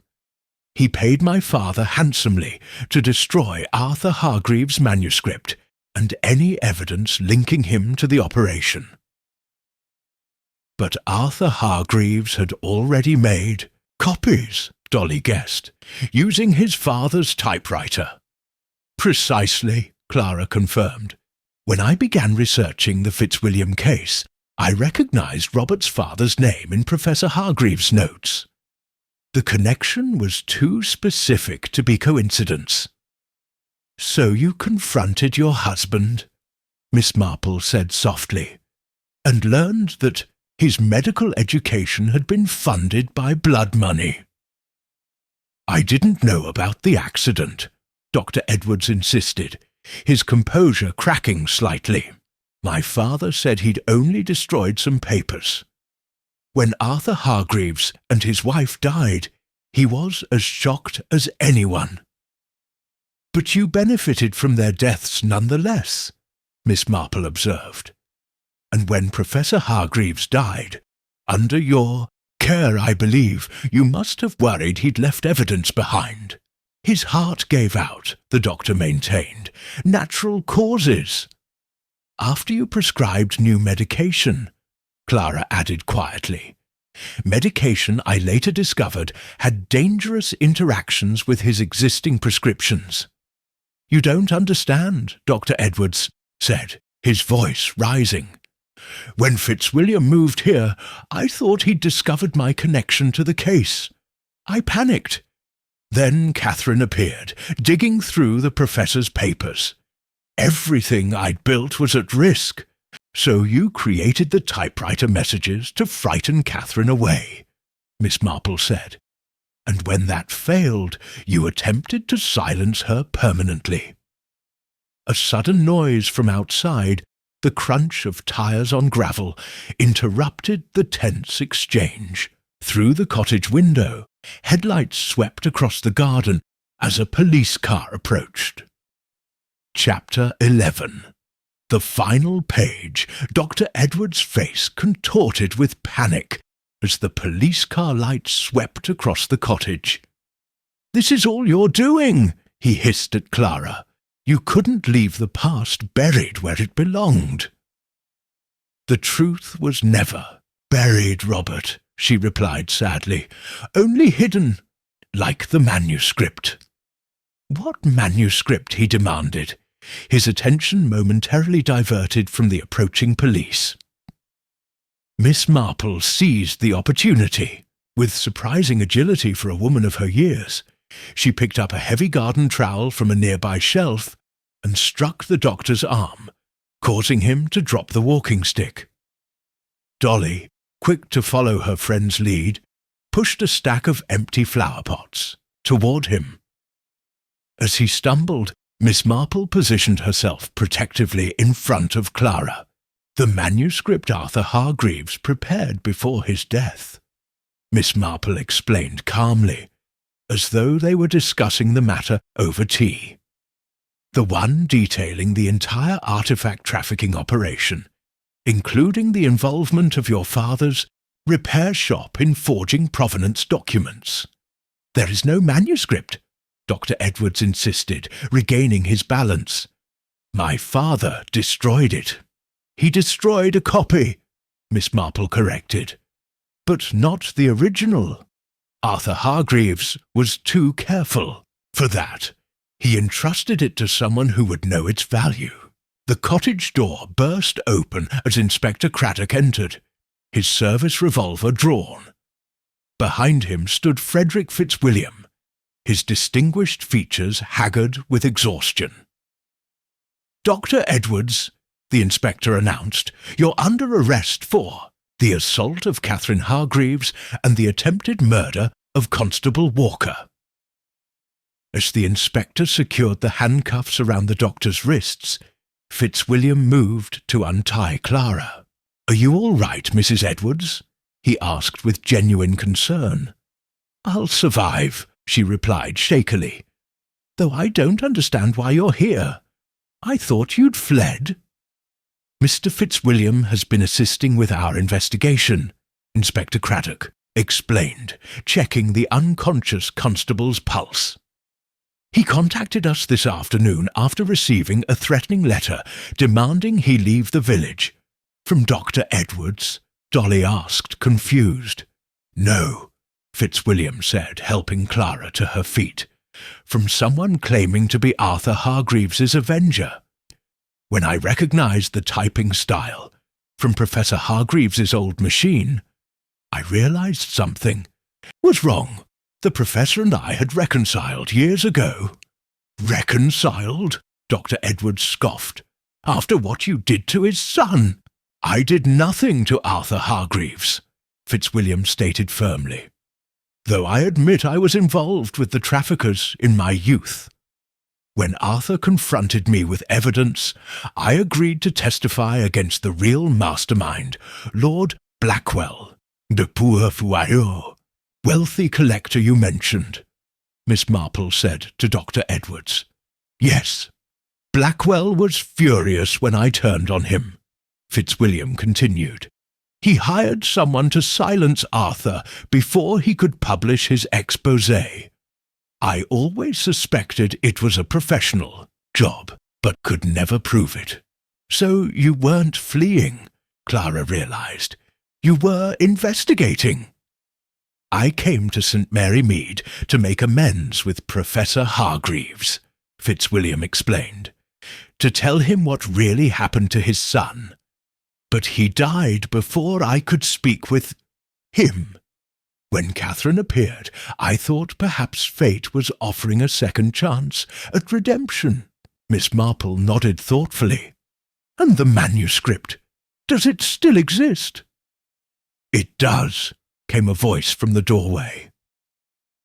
Catherine Hargreaves stood there, pale but determined, supported by a uniformed officer. Her head was still bandaged, but her eyes were clear and focused. though not where anyone expected. "Catherine," Dolly exclaimed, "you should be in hospital." "I discharged myself when the police informed me of Mrs. Edwards' disappearance," she explained. "I knew where to find her and the manuscript." "How?" Miss Marple asked curiously. "Because my father told me just before he died." Catherine's gaze moved to the typewriter on the table. Not in words, but in a code only a child fascinated by her grandfather's typewriter would recognize. She approached the portable machine, examining it closely. "This is it, isn't it? The typewriter my father used. The one from your father's shop," she said to Dr. Edwards. "It's just an old Olivetti," he muttered. "Nothing special. Except for the missing key," Catherine noted, pointing to a gap in the keyboard. "The lowercase e, most common letter in English. My father removed it and hollowed out the arm that strikes the paper." She pressed down on the space where the key should have been, and with a faint click, a small compartment in the typewriter's base sprang open. From within, she extracted a tightly rolled sheaf of papers, yellowed with age. The manuscript photographically reduced and hidden where a typewriter repairman would never think to look, inside the machine itself. "And the professor knew?" Inspector Craddock asked. "My grandfather suspected," Catherine replied. "He wrote to me about his theories, which is why I came to examine his papers after his death. When I discovered Dr. Edwards's connection to the old repair shop, I realized the truth and the danger. Dr. Edwards sagged in the inspector's grip, the fight gone out of him. My father swore he'd destroyed everything," he said hollowly, "that there was no evidence left." "There's always evidence," Miss Marple observed gently. "Just as there's always a pattern, if one knows where to look." As additional police officers arrived to take statements and transport Dr. Edwards to the station, Miss Marple found herself seated beside Frederick Fitzwilliam on a garden bench outside the cottage. "You knew all along I wasn't the villain in this piece," he remarked with a tired smile. "May I ask how?" "The typewriter messages," Miss Marple replied. "They began after your arrival, yet seemed designed to implicate you. Rather too convenient, I thought. And Dr. Edwards? When did you suspect him?" "When Catherine mentioned that each typewriter has distinctive patterns, like fingerprints. It reminded me of something my nephew mentioned about forensic document analysis. Only someone with specialized knowledge would understand how to manipulate such evidence." Fitzwilliam nodded thoughtfully. "And now, will the manuscript finally bring justice after all these years?" "For Arthur Hargreaves and his wife, yes," Miss Marple said softly. "Though no justice can truly compensate for the years Catherine lost with her parents." The eastern sky was beginning to lighten as Inspector Craddock approached, offering to drive Miss Marple and Dolly back to Gossington Hall. "There will be formal statements to take tomorrow," he advised, "but for now, I think we could all use some rest." As they prepared to leave, Clara Edwards approached, wrapped in a police blanket. "Miss Marple," she said hesitantly, "how did you know where to find me?" "The typing," Miss Marple explained. "I heard it carried on the wind, but more importantly, I remembered something about your research, your interest in Professor Hargreaves' work. When I realized Dr. Edwards' connection to the repair shop, I suspected he might have kept the portable typewriter as a souvenir of sorts. A reminder of how his family's fortunes changed. A guilty conscience often keeps talismans of its sin," Clara murmured. I never imagined Robert could be involved in something so terrible. People will go to extraordinary lengths to protect what they believe they deserve, Miss Marple observed. Even good people, when they've built their lives on a foundation of secrets.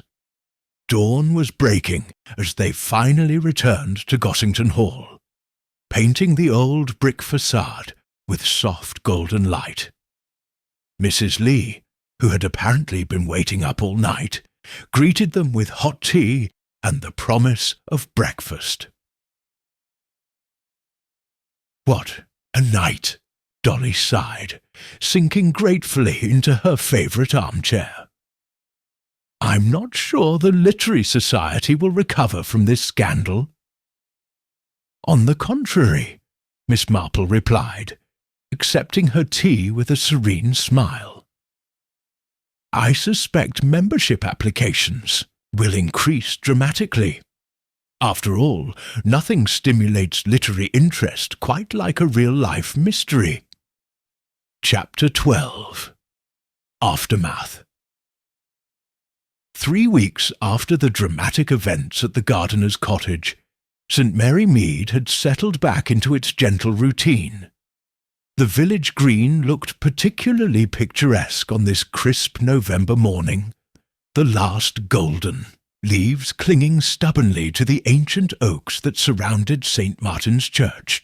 Miss Marple sat on her favourite bench, knitting needles clicking rhythmically as she worked on a new winter scarf. The sound of typewriter keys would never again seem entirely innocent to her, she reflected, though the village gossip had already begun to transform the recent scandal into the kind of sanitized tale that could be shared over afternoon tea. "Jane!"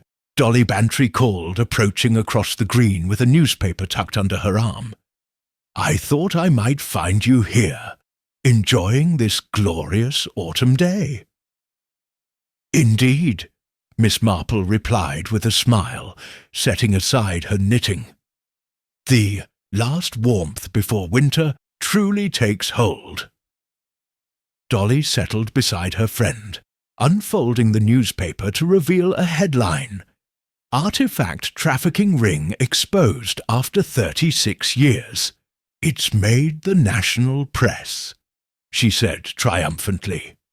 "Frederick Fitzwilliam's testimony has led to the arrest of Lord Blackwell and 3 accomplices. Apparently, they've been operating all these years, just with more discretion." "Not discreet enough, it seems," Miss Marple observed. "Catherine must be pleased. She telephoned this morning. The museum has offered her a permanent position in their antiquities department, partly thanks to Mr. Fitzwilliam's recommendation. She says the publicity has renewed interest in her grandfather's work on archaeological ethics." "A fitting tribute," Miss Marple nodded. "And Mrs. Edwards? Have you heard any news?"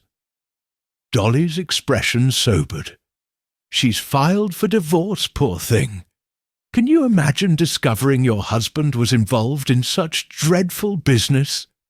She's returning to London to complete her doctoral studies. A wise decision. New beginnings are often the best remedy for painful endings." They sat in companionable silence for a moment, watching as Reverend Hawthorne emerged from the church, pausing to speak with the gravedigger who was tending to a flower bed near Arthur Hargreaves's restored headstone. "The Literary Society meets again tomorrow," Dolly remarked. "I wasn't sure anyone would come after, well, everything, but we've had 3 new membership applications." "As I predicted," Miss Marple said with a gentle smile. "Nothing quite like a mystery to stimulate the imagination." "I've put away the typewriter," Dolly added quickly. "Locked it in the attic. I don't think I could bear to see it on display after what happened." Understandable, though it was merely an instrument. The true danger always lay in human hands. The conversation shifted to village matters, Mrs. Blackett's troublesome lumbago, the vicar's new sermon series, and the upcoming Christmas bazaar. Yet Miss Marple found her thoughts returning to Dr. Edwards, now awaiting trial for attempted murder, and his role in covering up Arthur Hargreaves' death. "What I still don't understand," Dolly said, interrupting Miss Marple's reverie, "is how you knew where to find Clara Edwards that night. The cottage had been empty for months." "It was something Catherine said about typewriter patterns," Miss Marple explained. "It made me think about how we recognize familiar sounds without consciously identifying them. I'd heard that particular typewriter's rhythm before, through the open window of Dr. Edwards's study when we passed his house one afternoon. Clara had been working on her thesis. But why would he take her to the cottage? It was isolated yet familiar territory. As the village doctor, he had access to keys for most properties, and more importantly, it held what he truly sought, the portable typewriter that linked his family to the original crime. He'd hidden it there all along, believed so, a place no one would think to look, yet one where he could access it when needed, such as when he wanted to create those threatening messages on a machine that couldn't be traced to him. A young couple strolled past, arm in arm, nodding respectfully to the two ladies. Miss Marple returned their greeting with a warm smile that faded slightly as they passed. "You're troubled still," Dolly observed. "What is it?" "I was thinking about Professor Hargreaves," Miss Marple admitted. "Living all those years with his grief and suspicion, unable to prove what he believed about his son's death, waiting for justice that came too late for him to witness." "But not too late for Catherine," Dolly pointed out. "She has closure now, thanks to you." "Thanks to Clara Edwards' persistence," Miss Marple corrected, "and Catherine's own determination. I merely observed the patterns that others had already set in motion." The church clock struck 12, its mellow tones floating across the green. Miss Marple gathered her knitting, preparing to return home for lunch. "Will you attend the Literary Society meeting tomorrow?" Dolly asked, rising to accompany her friend. "I believe I will," Miss Marple replied. "I understand Mr. Fitzwilliam has offered to discuss his early career in archaeology before he turned to writing detective novels. Quite a redemption story, wouldn't you say?" "Indeed, though I imagine his novels will sell rather better now that he's associated with a real-life mystery." As they walked along the high street, they passed the doctor's house, now empty and bearing a for sale sign. In the garden, the last roses of the season drooped heavy heads, unharvested and slowly withering on their stems. "Human nature," Miss Marple observed softly, "is remarkably consistent, despite our efforts to believe otherwise. The same passions that motivated crime in ancient Greece, greed, fear, pride, continue to drive it today, only the methods change." "A rather bleak view, Jane," Dolly commented. "Not entirely," Miss Marple countered with a gentle smile. "For just as consistently, there are those who seek truth and justice, no matter how long buried the secrets may be. Arthur Hargreaves, his father, Catherine, even Clara Edwards. They remind us that darkness cannot persist indefinitely." They paused at the corner where their paths would diverge. "Until tomorrow, then," Dolly said, squeezing her friend's hand affectionately. "Until tomorrow," Miss Marple agreed. As she continued alone toward her cottage, Miss Marple reflected that St. Mary Mead would soon absorb this latest drama into its collective memory. The scandal would be referenced obliquely in hushed tones at garden parties and church functions. The characters would become cautionary examples or objects of pity, depending on who was telling the tale. But for Miss Marple, the affair of the haunted typewriter would remain a stark reminder that the most dangerous hauntings were not those of supposed spectral forces, but of the past itself, of actions long ago set in motion, their consequences rippling outward through the years until, inevitably, they broke upon the present shore. She reached her garden gate and paused, listening to the ordinary sounds of village life continuing around her. Children's laughter from the school playground, a dog barking in the distance, the postman's cheerful whistle as he completed his rounds. Life resuming its familiar patterns as it always did. With a small, satisfied nod, Miss Marple entered her cottage, closing the door gently behind her on the case that was now finally complete.